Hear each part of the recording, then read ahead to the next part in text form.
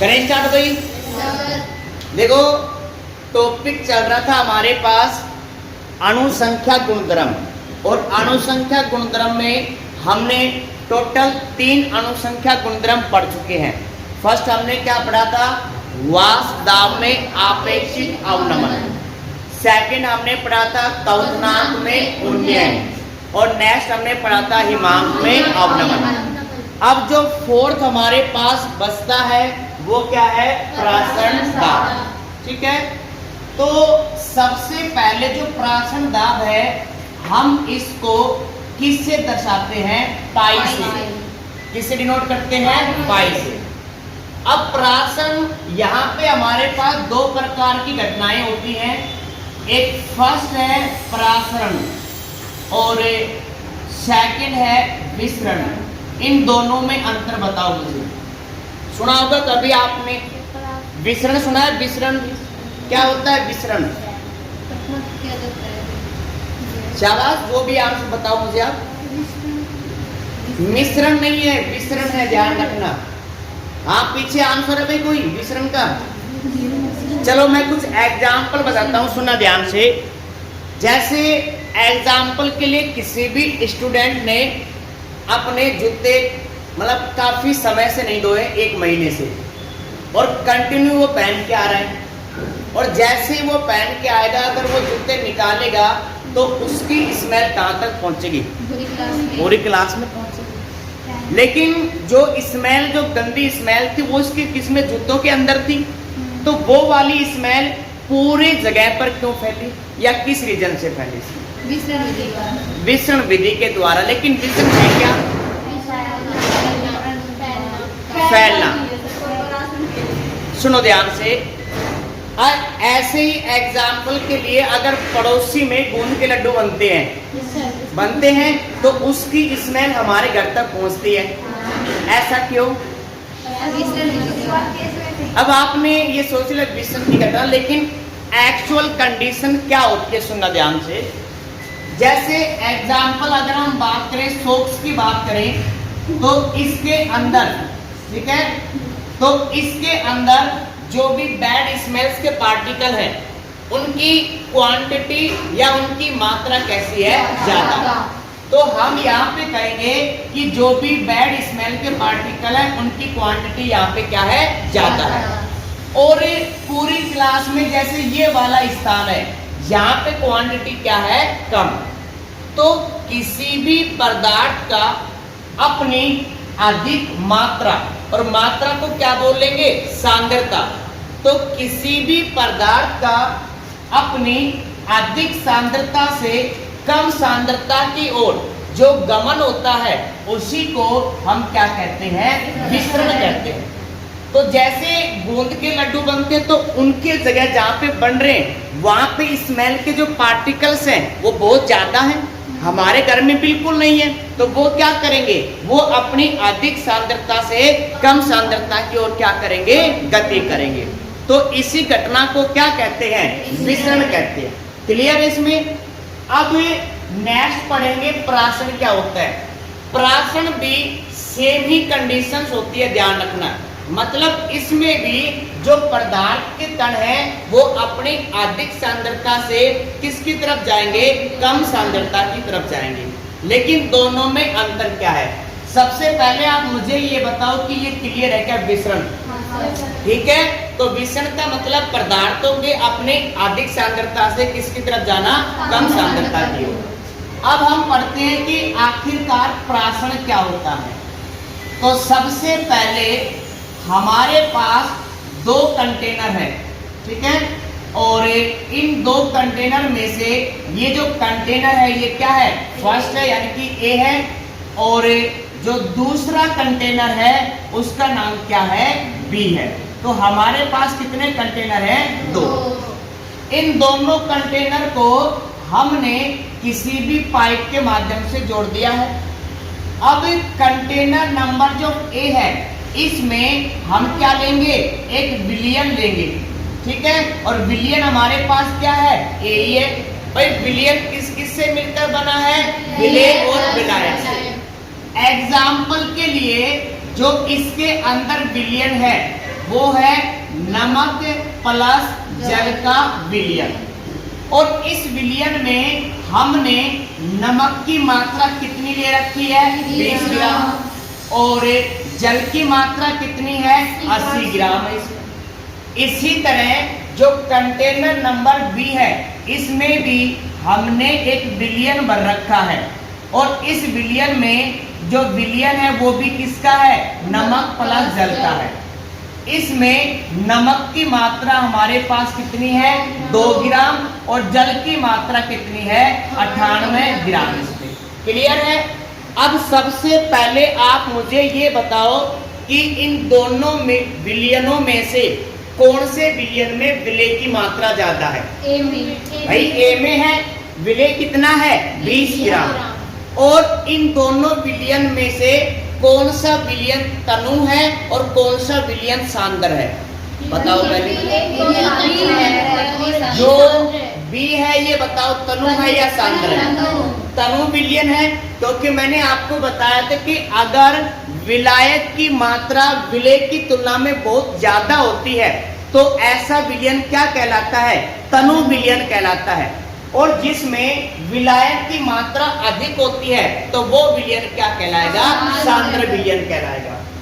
अगर मैं बात करूं इसमें, यहाँ पे विलय कितना है?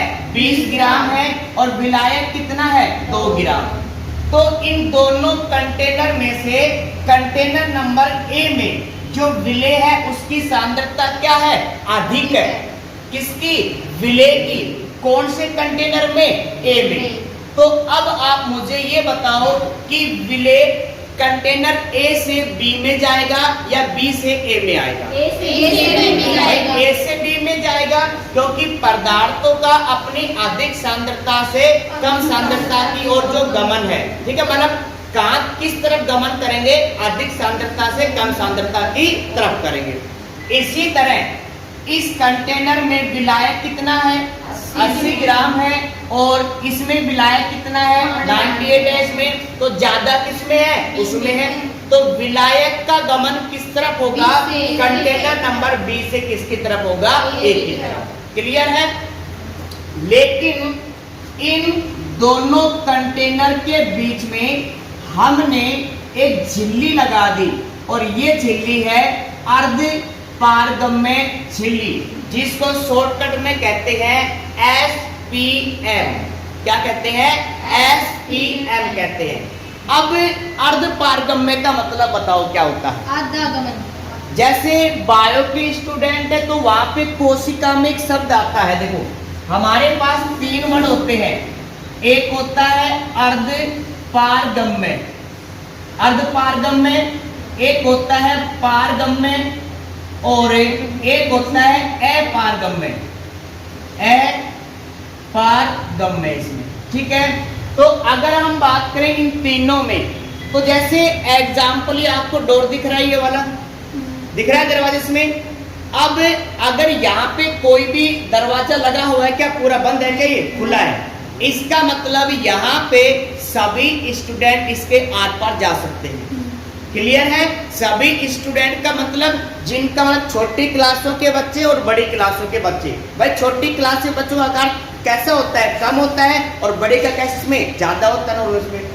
तो मतलब ये वाला जो गेट इस समय है वो कैसा है? पारगम्य है, जिसमें से छोटे आकार के कण और बड़े आकार के कण आसानी से आर पार जा सकते हैं, आसानी से गुजर सकते हैं। तो ऐसे को क्या कहेंगे? पारगम्य।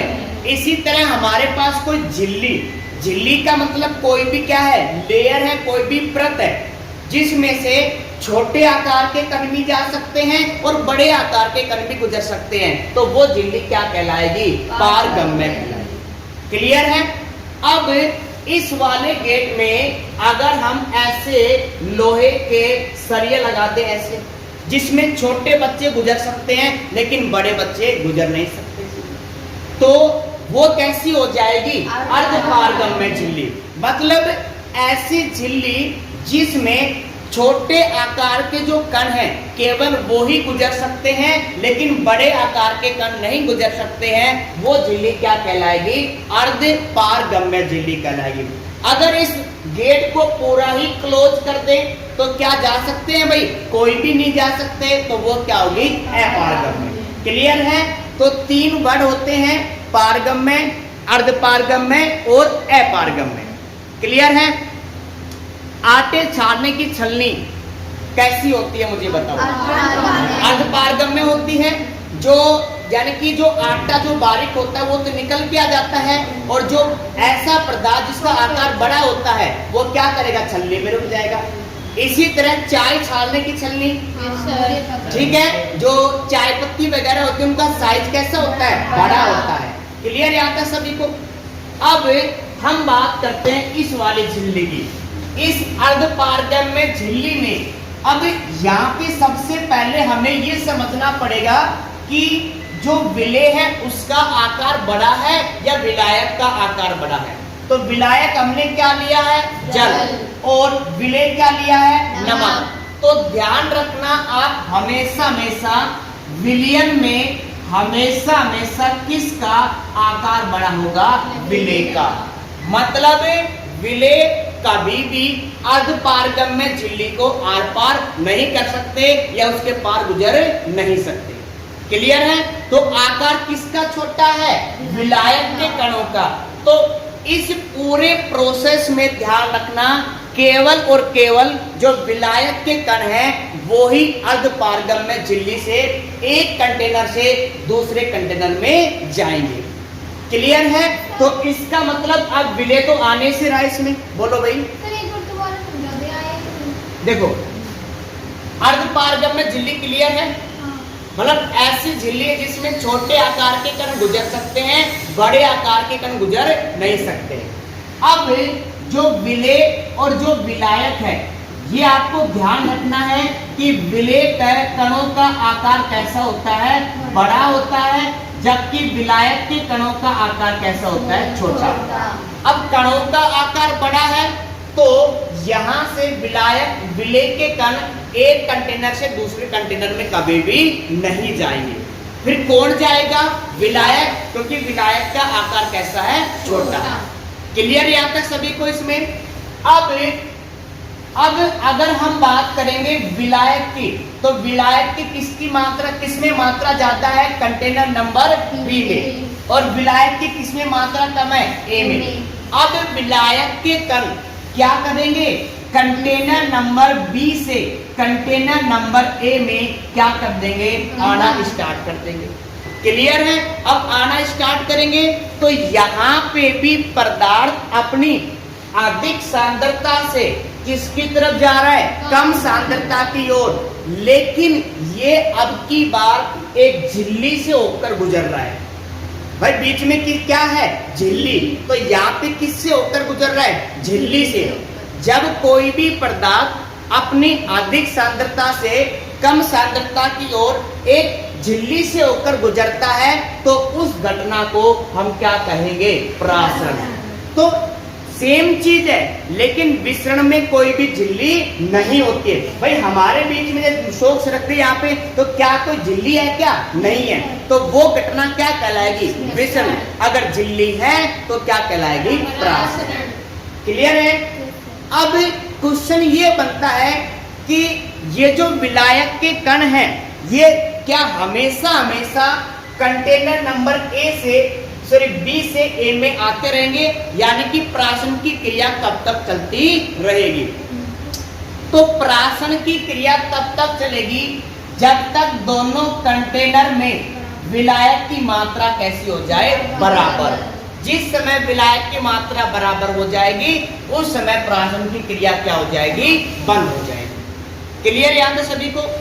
अब यहाँ पे हमारे पास जो भी विलायक के कण हैं वो क्या कर रहे हैं? अर्धपारगम्य झिल्ली से होकर गुजर रहे हैं। तो प्राशन की क्रिया परिभाषा क्या होगी? सिर्फ प्राशन की कि विलयन में उपस्थित विलेय पदार्थों का अपनी अधिक सांद्रता से कम सांद्रता की ओर एक अर्धपारगम्य झिल्ली से गमन की घटना को ही क्या कहते हैं? प्राशन कहते हैं। मैं रिपीट कर सुना ध्यान से, क्या सीधा बोल सकते हो कि विलायक के कणों का अपनी अधिक सांद्रता से कम सांद्रता की ओर एक अर्ध पारगम्य झिल्ली से गमन क्या कहलाता है? प्राशन कहलाता है।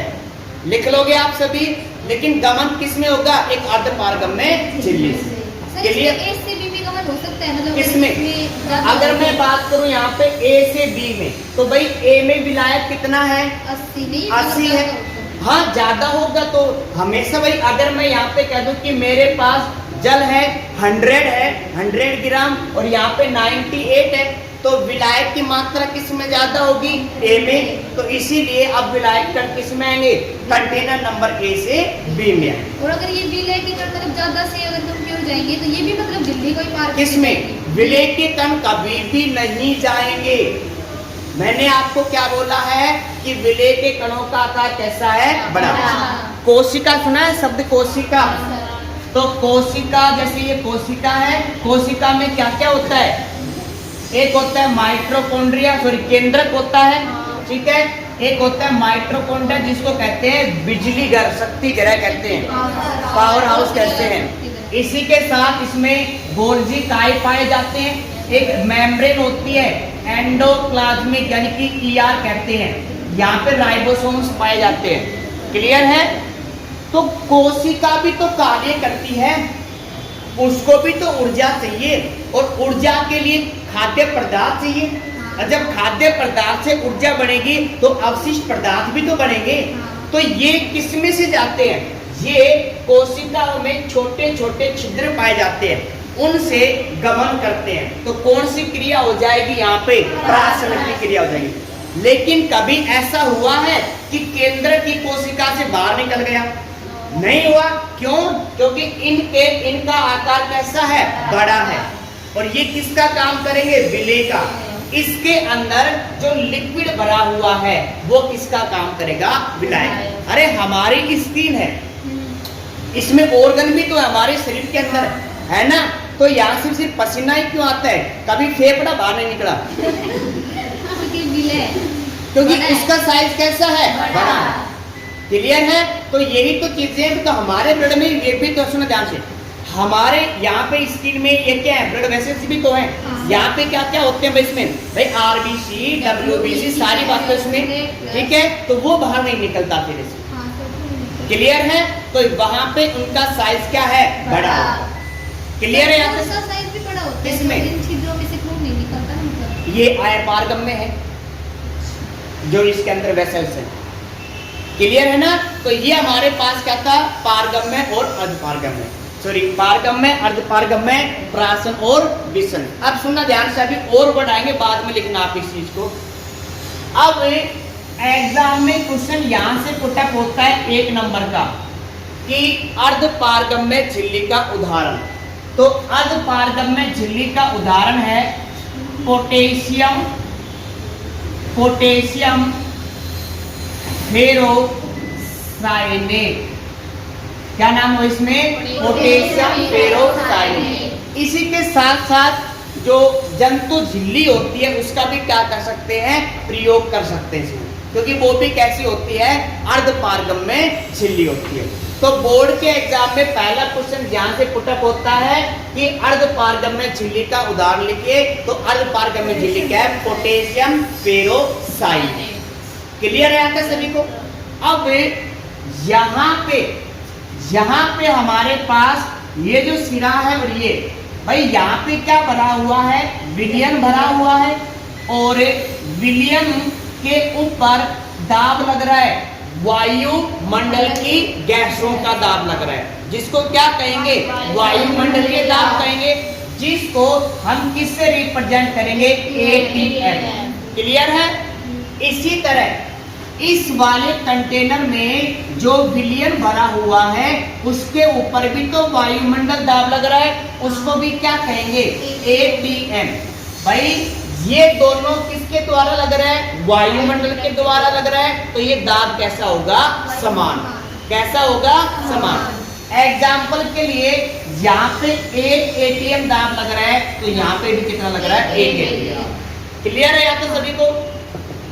अब प्राशन की क्रिया हो रही है, तो प्राशन की क्रिया में जो विलायक के कण है वो अपनी अधिक सांद्रता से कम सांद्रता की ओर एक अर्ध पारगम्य झिल्ली से होकर गुजर रहे हैं। अब सुनना ध्यान से, इसमें अभी तक सिर्फ मैंने आपको ये पढ़ाया है प्राशन, अभी तक मैंने आपको ये नहीं पढ़ाया है प्राशन दाब क्या होता है। अब समझना ध्यान से, इसमें दिख रहा है ना सभी को यहाँ कभी, ठीक है। अब विलायक के कण इस कंटेनर में आ रहे, लेकिन हमने क्या किया, इसमें और दाब लगा दिया, ऊपर से एक्स्ट्रा दाब लगाया हमने। जब एक्स्ट्रा दाब लगाएंगे तो अब विलायक के कण अब कंटेनर नंबर बी से कंटेनर नंबर ए में धीरे धीरे आना क्या कर देंगे, बंद कर देंगे। मतलब एक समय वो आएगा जिसके ऊपर विलायक के कण अब कंटेनर नंबर बी से कंटेनर नंबर ए में आना क्या कर देंगे, बंद कर देंगे। तो ये बंद कब हुआ, जब मैंने दाब लगाया, मैंने दाब लगाया तभी तो बंद हुआ है। तो हम कहेंगे कि वह दाब जिसके ऊपर प्राशन की क्रिया बंद हो जाती है उसी दाब को क्या कहते हैं, प्राशन दाब कहते हैं। मैं रिपीट कर रहा हूं, सुनो ध्यान से, वह दाब जिसके ऊपर प्राशन की क्रिया बंद हो जाती है उसी दाब को क्या कहते हैं, प्राशन दाब कहते हैं। और प्राशन दाब है तो मैं अलग से यहाँ पे क्या लिखूंगा, टी। क्यों, क्योंकि मैंने अलग लगाया है ना, इस तरफ नहीं लगाया मैंने, यहाँ पे तो सिर्फ कौन सा लग रहा है, वायुमंडल लग रहा है इसमें, और यहाँ पे क्या है, वायुमंडल का भी है और मेरे द्वारा लगा है इसमें, इसीलिए यहाँ पे प्राशन की क्रिया क्या हो जाएगी, बंद। क्लियर इसमें? तो प्राशन एक प्रक्रिया है, प्राशन दाब एक दाब है। लिखो आप सभी। सर आपने ऐसे बताया था कि वो प्राशन की क्रिया तब बंद होती है जब दोनों बराबर हो जाते हैं। नहीं, पहले बताया था ना, प्राशन तो जब दोनों बराबर होंगे तो प्राशन की क्रिया चलती रहेगी। लेकिन भाई ये दाब और ये दाब बराबर है तो उस समय तो चलती रहेगी, लेकिन मैं एक्स्ट्रा दाब लगाऊंगा तो परिभाषा क्या होगी, वह अतिरिक्त दाब जिस पर प्राशन की क्रिया बंद हो जाती है उसको प्राशन दाब कहते हैं और इसे पाई से डिनोट करते हैं। ठीक है, प्राशन दाब अतिरिक्त दाब रहेगा, ध्यान रखना। अब नेक्स्ट हमारे पास टॉपिक है प्रतिलोम प्राशन दाब। प्रतिलोम प्राशन, सिर्फ दाब नहीं, सिर्फ क्या कहेंगे, प्रतिलोम प्राशन क्या होता है, पहले ध्यान दो आप सभी, समझना। देखो सबसे पहले इसके ऊपर दाब 1 atm था, दाब 1 atm था, तो दोनों में दाब बराबर लग रहा है, तो उस समय प्राशन की क्रिया चलती रहेगी, यानी कि विलायक के कण कंटेनर नंबर बी से किस में आते रहेंगे, ए में, मतलब अपने अधिक सांद्रता से कम सांद्रता की ओर आते रहेंगे। फिर हमने इसके ऊपर लगाया दाब, थोड़ा दाब कम लगाया मैंने तो यहाँ पे विलायक के कण कम आने लगे, मैंने और दाब लगाया तो विलायक के कण आने ही क्या हो गए, बंद हो गए। तो उस दाब को जो मैंने लगाया है उस दाब को क्या कहते हैं, प्राशन दाब कहते हैं। अब प्राशन दाब की क्रिया पर यहाँ पे प्राशन की क्रिया रुक गई। अब सुनना, मैं अभी भी नहीं रुक रहा हूं, मैं अभी भी और दाब लगाऊंगा, लेकिन अब जो मैं दाब लगाऊंगा वो प्राशन दाब से क्या होगा, अधिक।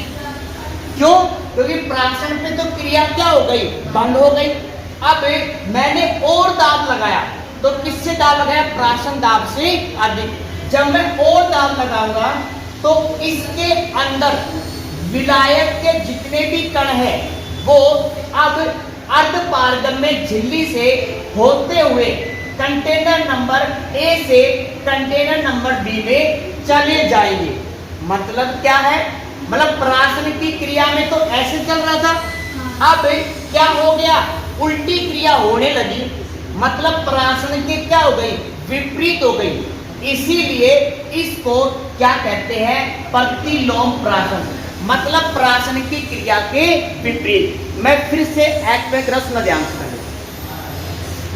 सबसे पहले कंटेनर 2 है, इसमें क्लियर है, प्राशन की क्रिया हो रही है, लेकिन प्राशन की क्रिया का मतलब विलायक के कण बी से किस में आएंगे, ए में, तो मैंने लगाया दाब। सर बी से ए में क्यों आएंगे? भाई बी से ए में इसलिए आएंगे क्योंकि बी में विलायक के कण ज्यादा है। पूरी रामायण खत्म हो गई।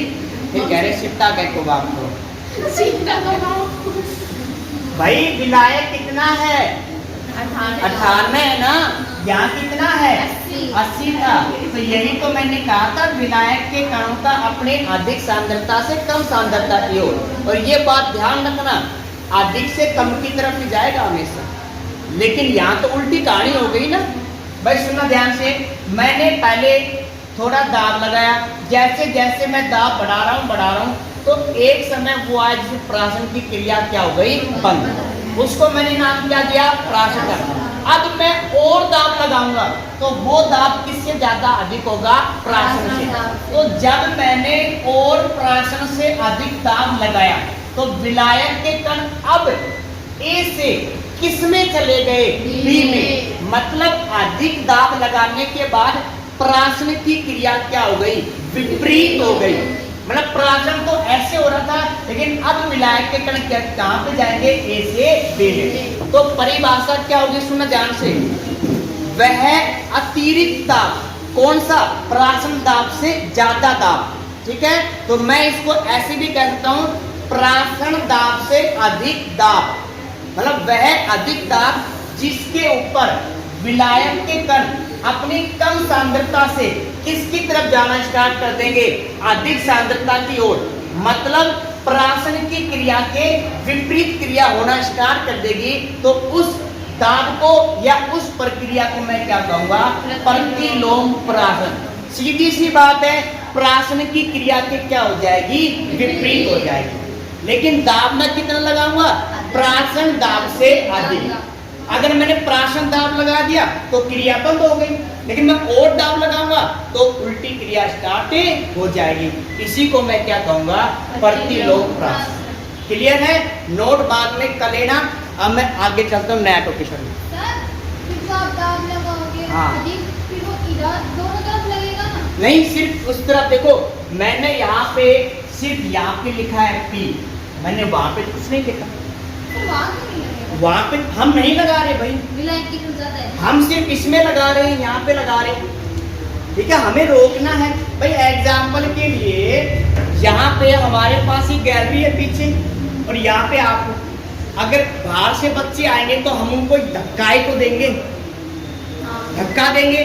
अगर हमारा बल इतना है कि वे बच्चे रुक जाएं तो वो क्रिया वो दाब क्या कहलाएगा प्राशन दाब कहलाएगा। लेकिन हम और दाब लगाएं कि जो बच्चे आ चुके उनको धक्का देके बाहर निकाल दे तो वो तो क्या हो जाएगी विपरीत हो जाएगी। ध्यान रखें, सेम ही कंडीशन है भाई। आप फिर से फील करो इस चीज को। एक कंटेनर वो है, एक कंटेनर ये है। इस समय कितने हैं तकरीबन 15 हैं टोटल। पीछे कितने बैठे हैं दो ही बैठे, जो आवाज दो की आ रही है फिलहाल तो। ठीक है, तो अब सांद्रता कहाँ पे जाता है इस वाले कंटेनर में, तो हम कहाँ से जाएंगे, हम अपनी अधिक सांद्रता से किसकी तरफ जाएंगे कम की तरफ। तो ये क्रिया क्या कहलाएगी प्राशन।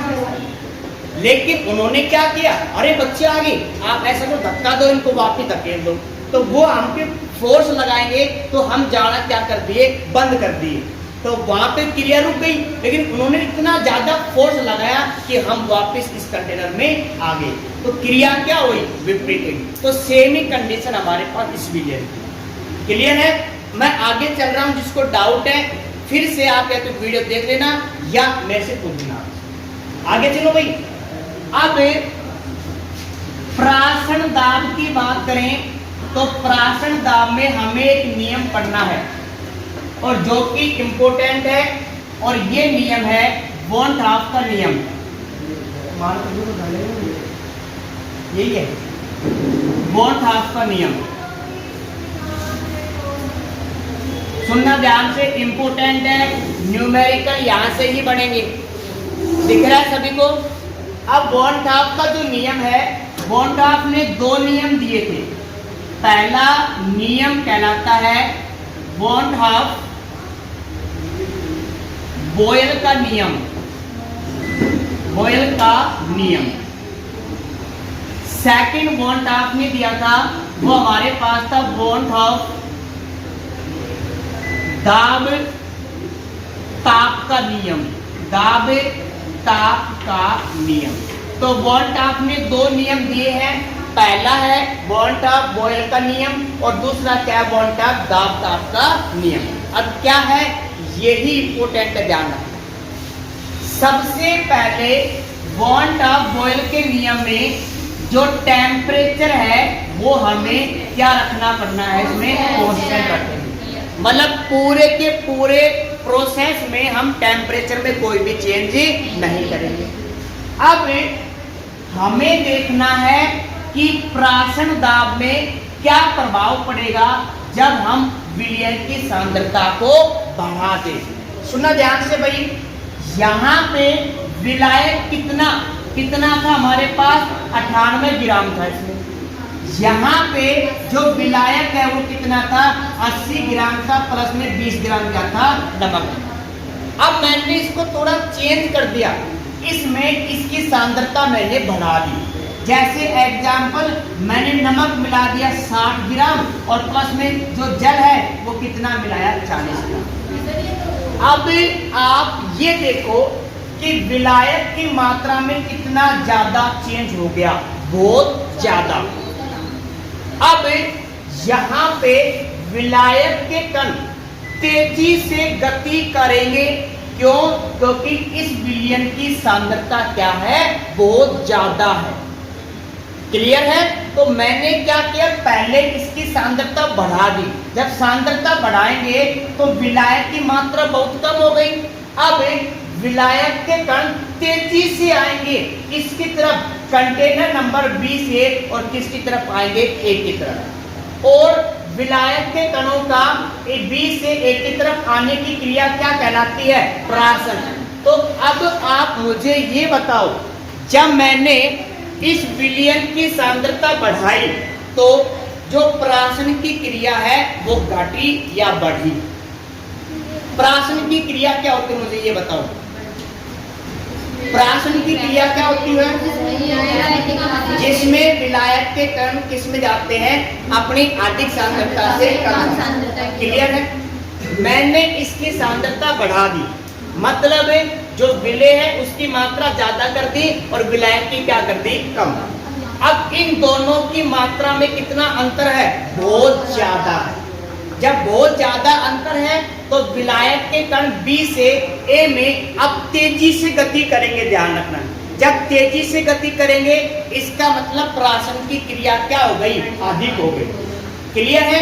दूसरी कंडीशन सुनना ध्यान से, मैंने यहाँ पे विलयन की सांद्रता को थोड़ा सा चेंज किया है, मतलब वहां पे 98 ग्राम जल है तो यहाँ पे एग्जाम्पल 96 ग्राम जल और 4 ग्राम नमक है।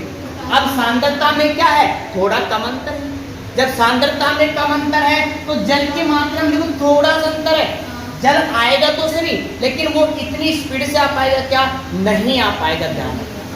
तो यहाँ से हम एक टॉपिक निकाल सकते हैं कि जैसे जैसे आप विलयन की सांद्रता बढ़ाते जाते हो वैसे वैसे प्राशन दाब भी क्या होगा, बढ़ेगा।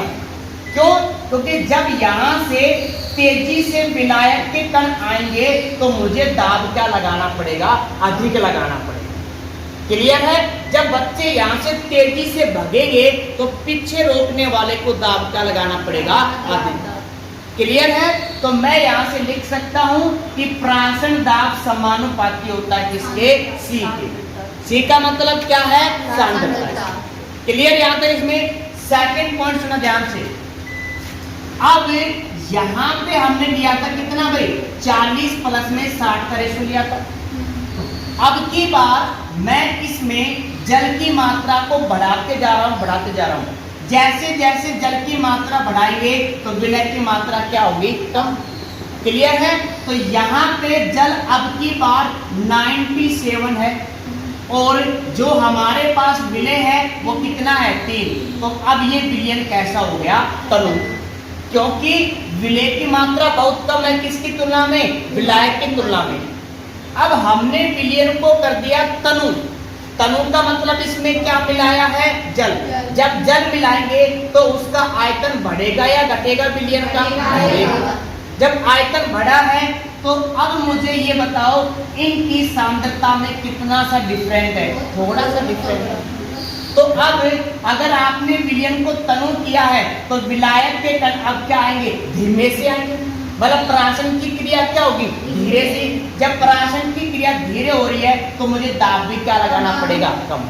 और जो दाब लगाते हैं उसी को क्या कहते हैं, प्राशन दाब। मतलब जैसे जैसे विलयन को आप मतलब विलयन में पानी मिलाते रहोगे, उसको तनु करोगे, उसको पतला करोगे, तो उसका आयतन क्या होगा, बढ़ेगा। और आयतन बढ़ने पर प्राशन दाब क्या होगा, घटेगा। तो मैं यहाँ पे लिख सकता हूँ कि पाई व्युत्क्रमानुपाती है V, और V का मतलब क्या होता है, आयतन, या हम इसको कह सकते हैं तनुता। तनुता का मतलब क्या है, आप कितना पानी मिलाओ। क्लियर है। तो दो टॉपिक पे डिपेंड कर रहा है इसमें। अगर आप विलयन की सांद्रता बढ़ाओगे तो प्राशन की क्रिया तेजी से होगी। जब प्राशन की क्रिया तेजी से होगी तो मुझे दाब अधिक लगाना पड़ेगा। इसका मतलब ये है सांद्रता बढ़ी तो प्राशन दाब भी बढ़ेगा। क्लियर है।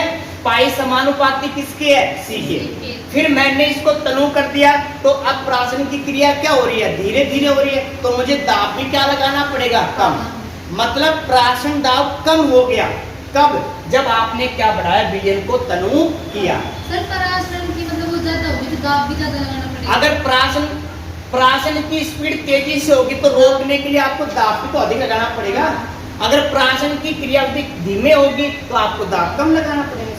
क्लियर है। तो ये नियम कौन सा था, वान था बॉयल का नियम है। अब सुना ध्यान से, वान था दाब ताप का नियम। इसमें आपको विलयन की सांद्रता और इसी के साथ साथ विलयन का जो आयतन यानी कि तनुता है वो आपको क्या रखना है, कांस्टेंट रखना है। मतलब अब ना तो आप इसकी सांद्रता में चेंज करोगे, ठीक है, और ना ही आप उसके आयतन में चेंज करोगे। मतलब पहले वाली कंडीशन थी, यहाँ पे विलयन में नमक कितना था भाई, 20 ग्राम, और जल कितना था, 80 ग्राम। क्लियर है। अब सुनना ध्यान से, हमें ना तो आयतन में चेंज करना है और ना ही उसकी सांद्रता में चेंज करना है। अब प्राशन की क्रिया हो रही है, क्यों, क्योंकि विलायक यहाँ पे कितना है, 98 है, और यहाँ पे कितना है, सिर्फ 80 ग्राम इसमें। क्लियर इसमें। तो प्राशन की क्रिया कहां से कहां तक हो रही है, B से A की तरफ। मतलब कण क्या है, आराम से जा रहे हैं, ठीक है। अब अगर मैं इसका बढ़ा दूं ताप, ठीक है, अगर मैं इसका बढ़ाऊं ताप, तो यहाँ पे जो विलायक के कण है उनको क्या मिल जाएगी, ऊर्जा। और जब ऊर्जा मिलती है तो गतिज ऊर्जा क्या होगी, बढ़ेगी। मतलब जो धीरे धीरे जा रहा था, अब जैसे आपने ताप बढ़ा दिया वैसे इनके कण स्पीड से जाना क्या कर देंगे, स्टार्ट कर देंगे। मतलब प्राशन की क्रिया क्या हो गई, बढ़ गई। जब प्राशन की क्रिया बढ़ गई तो आपको रोकने के लिए दाब भी क्या लगाना पड़ेगा, अधिक। मतलब जैसे जैसे टेम्परेचर बढ़ाएंगे, जैसे जैसे टेम्परेचर बढ़ाएंगे प्राशन दाब भी क्या होगा, बढ़ेगा। जैसे एग्जांपल फील करना है आप इस चीज को, यहाँ पे लोग हैं बहुत सारे, वो आराम से जा रहे हैं और उनको रोक रहे हैं। तो मतलब रोकने का मतलब क्या, प्राशन दाब। अब यहाँ पे लगा दी जाए आग, तो भागने की स्पीड कम होगी या बढ़ेगी, ज्यादा होगी। जब स्पीड से जाएंगे तो उनको रोकने के लिए और ज्यादा फोर्स लगाना पड़ेगा। मतलब उनका दाब क्या होगा, बढ़ेगा। सेम कंडीशन है, जब टेम्परेचर कम था तो आराम से मस्ती जा रही थी, लेकिन जैसे ही आपने टेम्परेचर बढ़ाया वो तेजी से जाएगा, तो रोकने के लिए आपको दाब पे क्या लगाना पड़ेगा, अधिक। तो मैं यहाँ पे लिख सकता हूँ, इसमें सुनो ध्यान से भाई, दिख रहा है, नहीं दिख रहा है, तो मैं यहाँ पे लिखता हूँ इसको। तो यहाँ पे लिख सकते हैं, ध्यान दो यहाँ पे, कि प्राशन दाब समानुपाती होगा टेम्परेचर के। मतलब टेम्परेचर बढ़ाओगे तो प्राशन दाब भी बढ़ेगा। इसको नाम दिया इक्वेशन नंबर फर्स्ट, इसको नाम दिया equation number second. Equation first में पाई व्युत्क्रमानुपाती है इसके, V के, और वहां पे क्या है, समानुपाती। इक्वेशन फर्स्ट और सेकंड से मैं लिख सकता हूं पाई समानुपाती T अपॉन V। हाँ सर। ठीक है, अब समानुपाती का चिन्ह हटाएं तो क्या लेंगे, कांस्टेंट लेंगे। तो pi is equal to R T upon V, R T upon V. R का नाम क्या है, सुना है गैस वाले चैप्टर में 11वीं क्लास में, गैस नियतांक जिसको कहते हैं सार्वत्रिक गैस नियतांक कहते हैं। इसी का नाम होता है रीडबर्ग नियतांक। क्या नाम होता है, रीडबर्ग नियतांक। क्लियर है यहाँ तक सभी में। तो अब अगर मैं इस v को इस तरफ शिफ्ट कर दूं तो यहाँ पे क्या आ जाएगा, pi v is equal to R T. ये तो हमारे पास एक अणु के लिए है। अगर मैं बात करूं मोल की तो मैंने इस पूरे समीकरण को किससे गुना कर दिया, n। n का मतलब मोल। भाई कितने मोल, 1 मोल, 2 मोल, 3 मोल। इसीलिए हमारे पास समीकरण आ गया कि pi v is equal to N R T. अगर मैं v को उस तरफ शिफ्ट करता हूं तो क्या मिलेगा मुझे भाई, पाई, सुनो ध्यान से, इस v को इस तरफ शिफ्ट किया तो ये क्या हो गया, pi is equal to N upon V R T. भाई इसके भी तो बटे में तो है, लेकिन मैं कुछ यहाँ पे और लिखना चाहता हूँ। यहाँ पे एन का मतलब क्या है, मोल, ठीक है, और v का मतलब क्या है, आयतन। मोल अपॉन आयतन ये हमने पढ़ा था सांद्रता के पद में। पढ़े थे हमने कि विलय के मोल अपॉन विलयन का आयतन। तो मतलब ये हमें क्या बताता है, विलयन की सांद्रता, कि विलयन में कितना विलय घुला हुआ है। पढ़ा था हमने, भार प्रतिशत, आयतन प्रतिशत, किसमें, हाँ कोई भी हो, लेकिन सांद्रता तो रिप्रेजेंट कर रहा है कि कितने मोल घुले हुए हैं। तो यहाँ पे ये जो n अपॉन v है ये हमें क्या बताएगा, विलयन की सांद्रता। और सांद्रता को किससे रिप्रेजेंट करेंगे, c से। तो यहाँ पे मैं लिख सकता हूँ कि pi is equal to C R T. और ये ही हमारे पास इम्पोर्टेंट है जहां से न्यूमेरिकल बनेगा। क्लियर है, पाई बराबर क्या है, पाई का मान क्या है, पाई का क्या कहते हैं, पाई को क्या कहते हैं, प्राचल दाब। सी का मतलब विलयन की सांद्रता, और आर का मतलब सार्वत्रिक गैस नियतांक या रीडबर्ग नियतांक, और टी का मतलब क्या है, टेम्परेचर। क्लियर है, एग्जाम में न्यूमेरिकल यहां से बनेंगे, ध्यान रखना। ठीक है, आप इसको नोट कर लो।